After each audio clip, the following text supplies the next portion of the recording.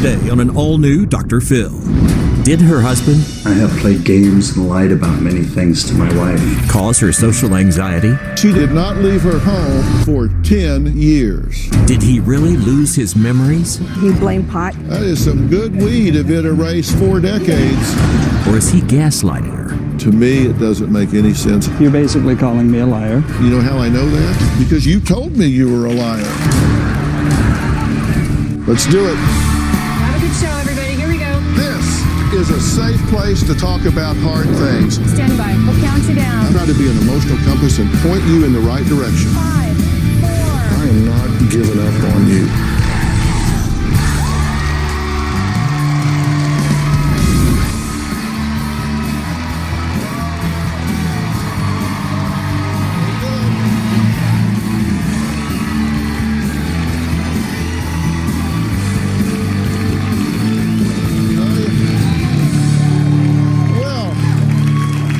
A new term for you. It's called gaslighting.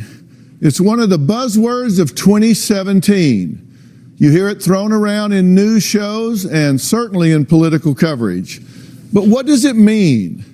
Well, it actually refers to being manipulated by someone psychologically in a way that makes the person question reality and even their own sanity. That's gaslighting. Now, that's exactly what Carla claims her husband Stephen has done throughout their 38-year marriage. She claims that Stephen is a narcissist who hides his controlling behavior behind a very nice mask, pretending he's acting out of love. It got to the point that Carla says she felt so helpless and inadequate that she developed a social anxiety and did not leave her home for 10 years. Now, all the while, they kept the outside world believing that they were a happy couple. My relationship with my wife, Carla, is contentious and strained. Go away and leave me alone. Steve is a confusing husband. On one hand, treats me like I'm his princess. I can count on him for everything, as long as that has absolutely nothing to do with emotions. I'm an emotional abuser. I have played games and lied about many things to my wife, all the while thinking I was being a good husband. Steve has 3 totally and completely distinct personalities. One is the super nice guy who will do anything for anybody. Carla's not wrong if she says I have 3 different personalities, but I think there's some nuances there. The second is an ice-cold, emotionless robot. I have trouble with personal and emotional issues, yes. And the third is a game-playing, pathological liar. In my mind, I'm an honest guy, but in reality, I may be a liar. The personality that Steve puts on, it's completely fake. He really doesn't care. I pretend to care, I pretend to listen. The reality is my brain will go somewhere else. I can't trust anything Steve says because everything is based on his version of reality. He lives in a world of make-believe, and I don't live in that world and don't want to. In my mind, I'm trustworthy, but things that I have done show that I'm not. It's all about lies and game playing. I'm very superficial. I don't really want to get heavily involved emotionally with anybody.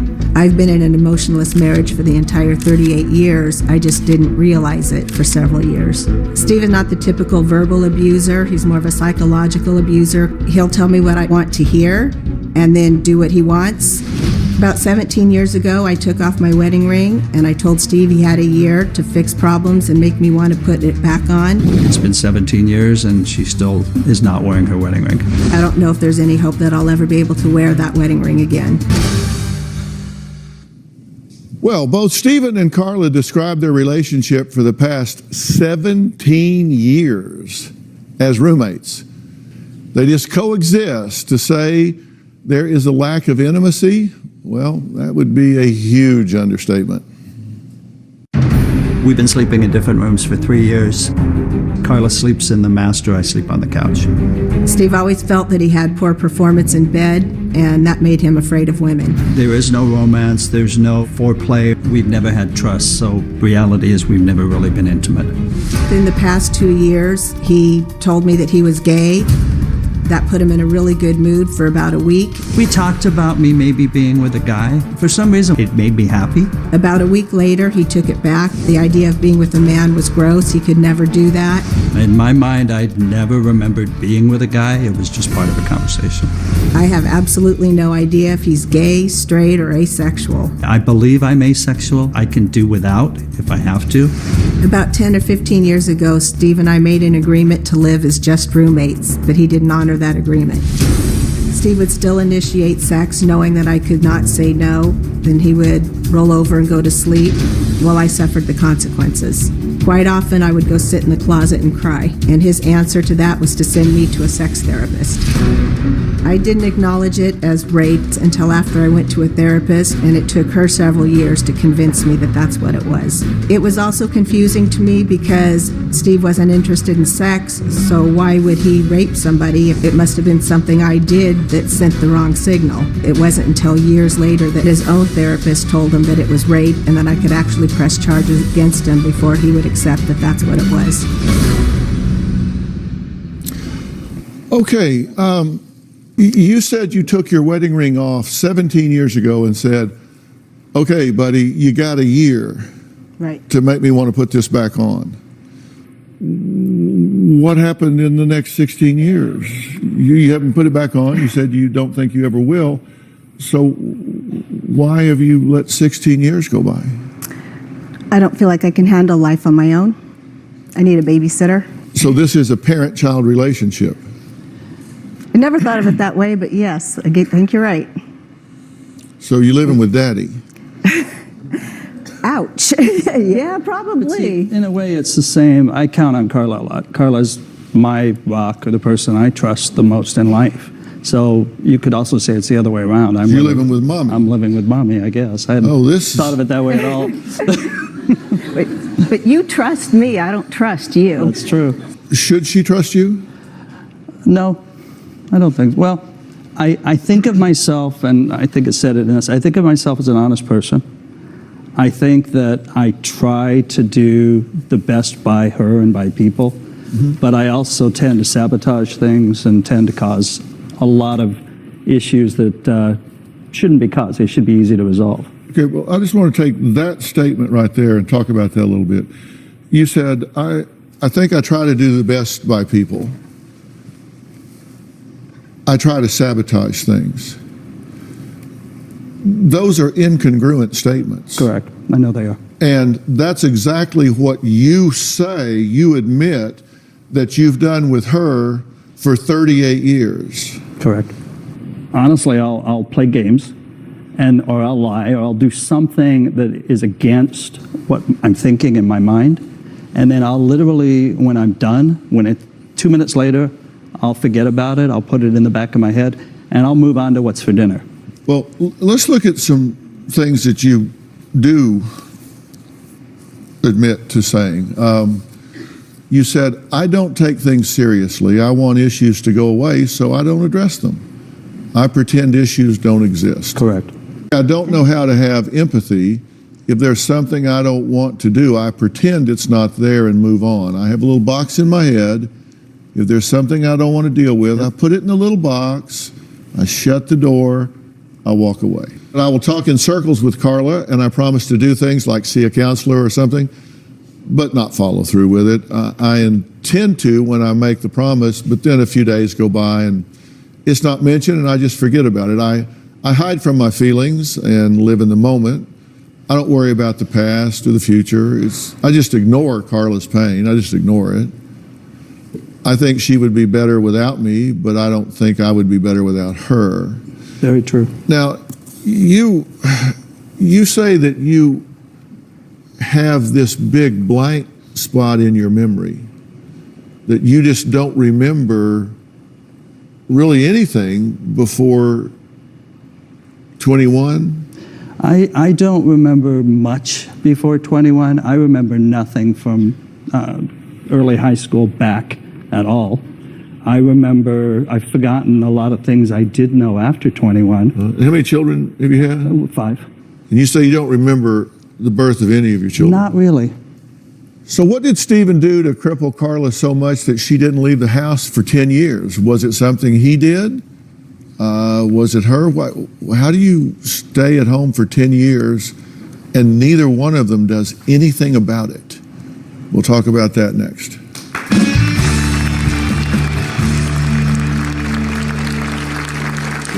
My therapist diagnosed me with PTSD, social phobia, and general anxiety. She said it was due to being married to Steve. I ignored it. I just pretended it was normal. I've been crippled by Steve. He's got me convinced that I can't do anything without him. And later, how old were you when you got married to her? 21. So how do you know you didn't marry her for her money? Because you can't remember anything. Up until a short time ago, I completely believed that Steve had actually wiped out all of his memories. I don't remember much of high school or who I hung out with or what I did. I grew up in Orange County and I can't tell you what house it was. Now I'm not quite as convinced that his memory loss is as real as he thinks it is. I can't tell you the joy of my kids being born because I really just don't remember them. Steve and I have been seeing the same doctor for over 20 years. I asked him about Steve's memory loss. The doctor looked at me and said that that kind of memory loss does not exist in Steve's line. You work, right? I do work. And you have a job that requires cognitive Very much. abilities and agilities, and you're able to do that? I am. Yeah. I am. How long have you worked there? Doesn't make sense either. For 38 years. Are you able to function and do everything you need to do there? I've trained myself I used to keep a journal. Every day I would write everything down with follow-ups. Now I keep it on the computer. But I've trained myself to give myself triggers to continually remember things. Okay, and you said that that you were told that you weren't his first choice as a wife, Right. that he wanted to marry somebody else, but In the military overseas. that it fell through. That it was determined that she wanted to just get a green card and come to this country, and so it was stopped. But you don't remember anything about that. Not even remotely. You don't remember being involved with some woman and talking about getting married. And so how did your sister know about it? I honestly have no clue. Well, when we were talking to you in your interview, we asked you a lot of questions, right? You did. And one of the things you said, we were asking you about that, about this woman. And here's what he said. He said, if I would have told Carla about it in the beginning, it wouldn't have been an issue. But I played games with her, so it became an issue. Correct. So you did remember it. Well, I know we've talked about it, and I know what I told Carla is she doesn't need to know. He did remember at the time we originally found out, and he convinced me to drop it for several years. And then several years later, when I brought it up again, it is when it was gone. And the honest thing is, I don't know what I remembered back then, because it was 38, 40 years ago. I don't remember what I knew. Now, I you I bought don't that. remember. He told me That's that... as handy as a pocket on a shirt. Yeah. I just don't remember. I did not... I just don't remember Oh, going years with her. later. Well, I never told her back then that I didn't remember. I At basically first. told her it was none of her business, which is worse. When I first found out, it was none of my business, and normal wives wouldn't care about a girl that their husband almost married before her, and I needed to be normal. Which I know is not right.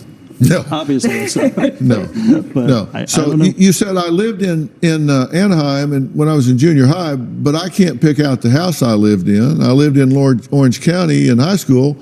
I tried to go back to the school to see if it would bring back memories, but it doesn't help. I just don't remember much of that at all. My high school is now a shopping center. Yeah. My junior high school is now, what was it? Condos. I tried, I thought maybe going back and walking around places to help bring back memories would help, but everything's changed. There's nothing there anymore. Does this seem reasonable to you? I mean, does this seem like a reasonable level of functioning? No? No, I'm asking her. I believed it for so long. Really? You think that's reasonable? So the police pull a guy over and he says, I just don't remember if I robbed the bank. I would tell you, officer, if I did. I just don't remember if I robbed the bank. Well, when we first got married, he blamed pot because he was stoned 24/7, and That's some good weed. he was in Thailand, you know. That is some good weed if it erased 4 decades. It would serve him much better to start spitting out the memories. So he's doing what's not in his best interest to not tell me if he actually does remember, which is possible. Really? So he gives you a modified mea culpa, and you say, well, okay, I feel like I don't have any choice. It's more, so I'm backed into a corner, and I do what I do to, I accept things I shouldn't, but it's a survival technique. To be, though, to be 100% honest, I don't remember. And, it may not make sense, it may not fit the guidelines, but to be I don't. 100% honest, as opposed to what you've been telling me prior to now? I haven't told you anything that's a lie prior to now. Well, why did you say to be 100% honest? Why are you differentiating now to what you told me before? Based on just the tone, that it doesn't make sense, that maybe I'm lying and I'm not. I don't know. But you want to work on this with her now? I do, very much so. And is there a newfound energy here? Well, he's here, and he sure as heck wouldn't have been a year ago. Could Carla's recent inheritance play a role? Or maybe he forgot about that. We'll talk about that next.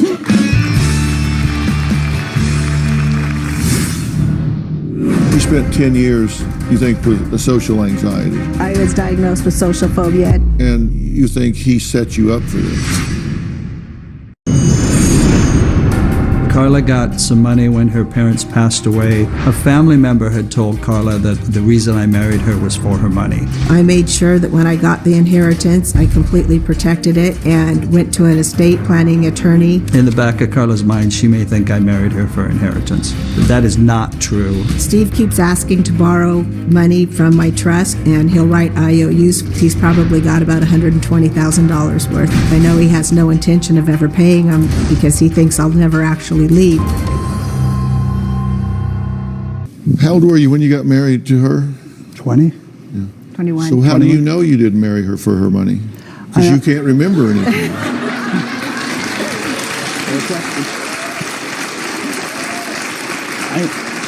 I know because I know a lot. I don't believe that's me. I don't believe I would have married Carla because of money in any way, shape, or form. What do you remember about this picture? Not a lot. I've seen it many times. Well, you admit that you've manipulated, lied, and played mind games with her throughout your 38-year marriage, right? Correct. So, but you say that her inheritance has nothing to do with staying together. And I will say this, if you married her for her money, you are very committed to pulling off a con because you've hung in there for 38 years. That's very atypical behavior. Her money has nothing to do with why I'm here. So you say he's borrowed $120,000? From my trust, yeah. But he gave you an IOU? I do have some brains, and yes, I made him sign IOUs for all of We it. got up to about $70,000 in credit card bill. It was insane, and it just added. When Carla got the inheritance, she paid off her credit card bills, as well as we've been doing some remodeling on the house, and Carla's helped with that. That wasn't, the fact that it's there has been very helpful, and it's helped us a lot, but has nothing to do with the reason I'm with Carla or why I married Carla. Yeah. You spent 10 years, you think, with a social anxiety. I was diagnosed with social phobia, and I accept that. Excuse me, I accept now that that's what it was. I pretty much locked myself in the house for about 10 years. My therapist diagnosed me with PTSD, social phobia, and general anxiety. She said it was due to being married to Steve. I pretty much said okay and just pretend it didn't exist so it would go away. Steve's reaction to my diagnosis was cold and indifferent. I assumed that he thought it was an overreaction and I was being a drama queen. When I did go out, I was fine in large groups. I could not stand to talk to people one-on-one. I ignored it. I just pretended it was normal. I would go do the shopping. I would do the errands we needed to do. I would go to work.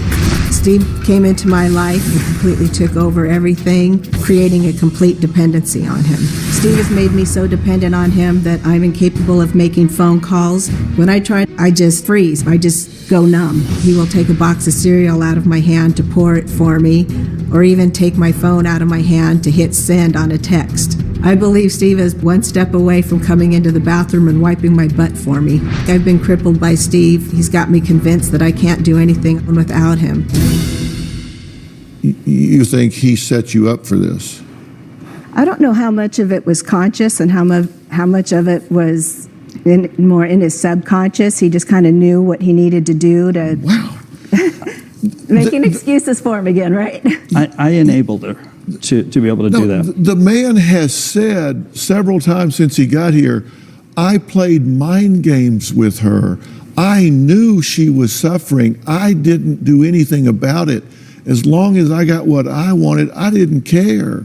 He has said that out loud. Yeah, I see it. I mean, right? When I'm suffering, No? I can see You it. haven't said that out loud? My thing is ignoring things, not... Well, don't ignore my question. Well, Did you say that out loud? I said it, but I also said what I do is I put situations in the back of my head and I move on. So what I did is ignored Carla's situations and didn't put myself in as an empathetic person in her shoes to be able to help her. I just ignored it and moved on pretending it didn't exist. Did he tell you that he was gay and then a week later said he never said that? He said he was not, and he doesn't know why he said it. So you were gay for a week?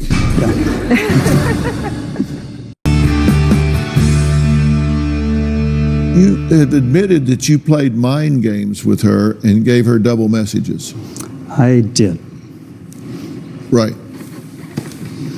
Yes. And I've, up until very recently, I've 100% believed that they were subconscious. He wasn't doing it on purpose. And I don't think I'm purposely out there going, I'm going to now hurt Carla. That's never crossed my mind once. It just seems to work out that way. I don't know how far into his own head he is. That I know he doesn't live in reality. He lives in fantasy land. So I guess I'm telling myself now that he's just 100% in fantasy land. He believes his own stuff. Well, you don't have to buy a ticket on that bus. Seriously, if you think that's true... I don't know what to think. That's the problem. If you think that's true, you don't have to go there. He's saying, I don't remember anything. I don't know if I did that on purpose or not on purpose. I don't know. I went through and I made a list of things he said. These are his admissions. Yeah. I made a list because I've dealt with this type of individual before, and they can get passive aggressive and they really kind of obfuscate. They throw out a lot of vague and they talk in circles. 5 years ago, I stopped allowing it, and I call him out on everything. So we didn't used to fight. It used to just be, I accepted everything and made excuses. Now, every lie and game I catch, I call him out on. And that's when life got hard for both of us instead of just me. He said, I play mind games, gaslights, pretends issues don't exist. Right. Like a 10-year emotionally crippled wife. Right. Has trouble with emotional and personal issues, just don't deal with them. Says doesn't have empathy, talks in circles, not as interested as Carla in resolving these memories problems.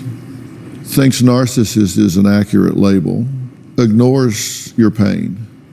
Everything you're reading is what I've told him. Mm-hmm. Those are my words, not his. He may have said them to you, but I said them to him. when had sex, knew that you didn't want to, not the least bit bothered with the lack of intimacy, talked you into the last 2 kids so you couldn't leave. Now, that I didn't know until very recently. Yeah. And how old are those children? 19 and 27. So you remembered your motive. I think that was my motive. Said the story about marrying someone else is not true, can't remember, but admits knew it at the time. Yeah, he knew at the time. Well, she's There's- told me I knew at the time, but He's told me since he lost his memory on it that maybe it was something he told his parents so that his dad would think he was more of a man or something. You said that he hung the laundry upside down and then went back and reversed it so you would think you were hallucinating. Not quite like that. I asked him to take the laundry out when he was mad at me, and he just hung them backwards so that I had to come back later and redo them all. I get punished when he's mad. Did he tell you that he was gay and then a week later said he never said that? No, he didn't say he never said that. He said he was not, and he doesn't know why he said it. So you were gay for a week? yeah. or maybe the idea made me happy. I don't really know.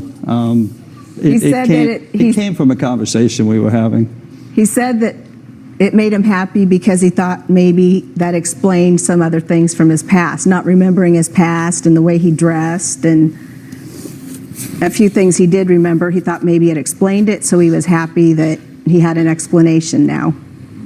But then decided it wasn't true after all. Well, with red flags going off in Carla's marriage, why didn't she ever leave? We'll be right back.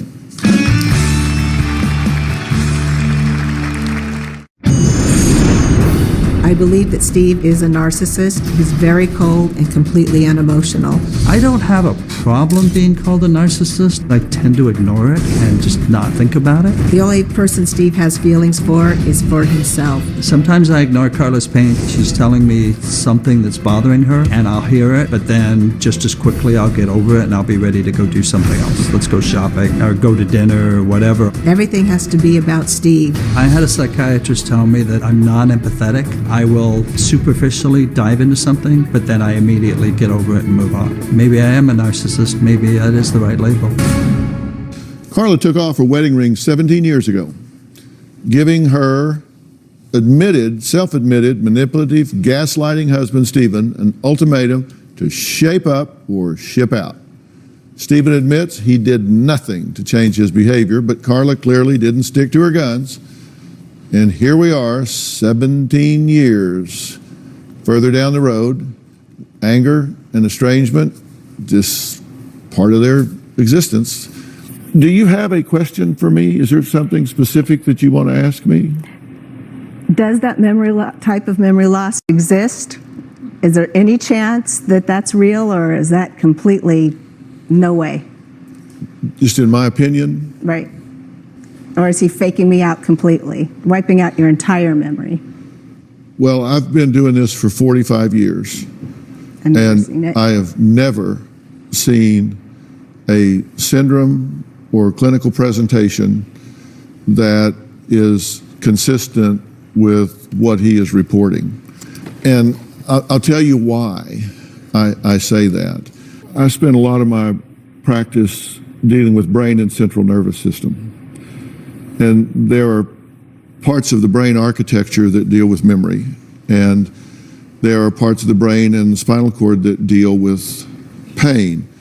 And if I was dealing with somebody and I wanted to know whether their pain was real or not, and they would come in and tell me that they had a disc injury or a back injury at a certain thoracic level, and I would suggest to them, well, do you then have pain here or there? And they would say yes.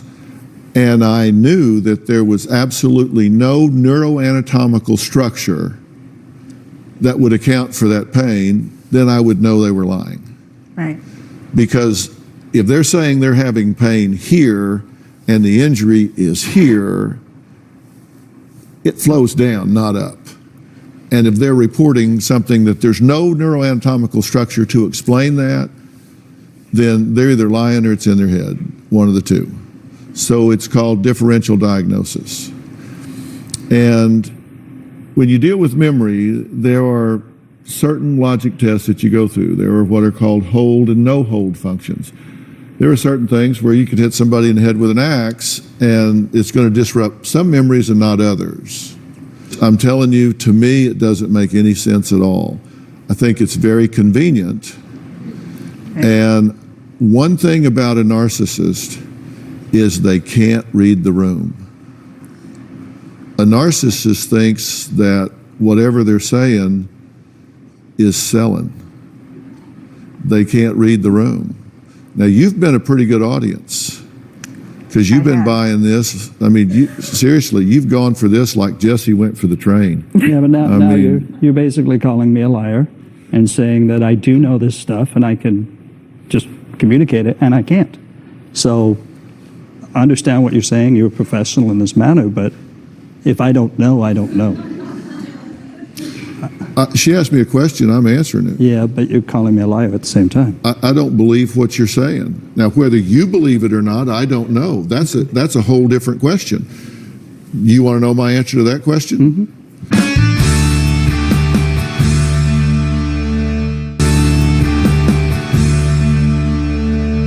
I don't believe what you're saying. Now, whether you believe it or not, I don't know. That's a whole different question. You want to know my answer to that question? Mm-hmm.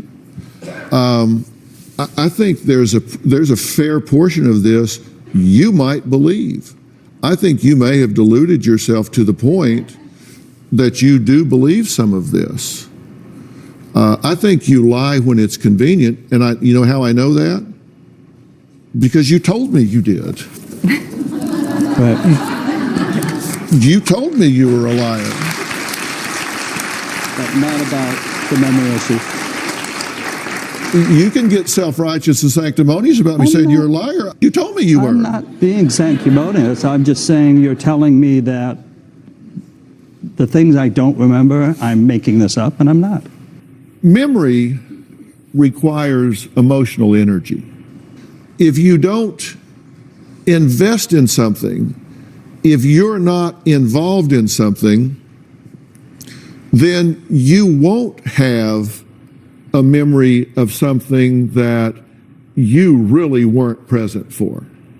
It's auto-exacerbating disease. I mean, it's like you don't invest in much, so you don't get much reward. So you don't invest in much, so you don't get much reward. And the less reward you get, the less you invest in. The less you invest in, the less reward you get. And it just becomes where you're just cold and walk through it. That's what you need to ask yourself, is not do I remember or do I not remember, but why is it that I don't have emotional energy about events in my life? I'm willing to arrange for you to go on a retreat.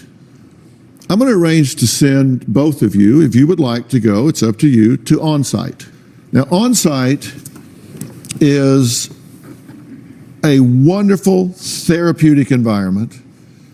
It's in the hills of Tennessee, and they deal specifically with intensive workshops for people that have been through emotional trauma and deal with mental health issues.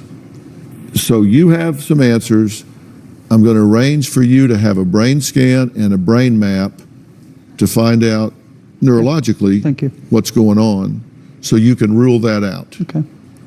And when you come out of there, you will have some clarity about what you want to do or not do. It's exactly what we need. Yeah, All right? I agree. Done deal? Done deal. Thank you, Done sir. deal? Okay. A special thanks to Miles Adcock and On-Site for helping this couple. A high school senior is so frantic about applying to college, practicing for baseball, and worrying about his stressed out mom that he could be jeopardizing his health. As busy parents, we can easily forget our children get stressed too. We'll talk about that next. Stress of applying for college, playing center field on his high school baseball team, and worrying about his mom and grandma are taking a toll on him. Take a look.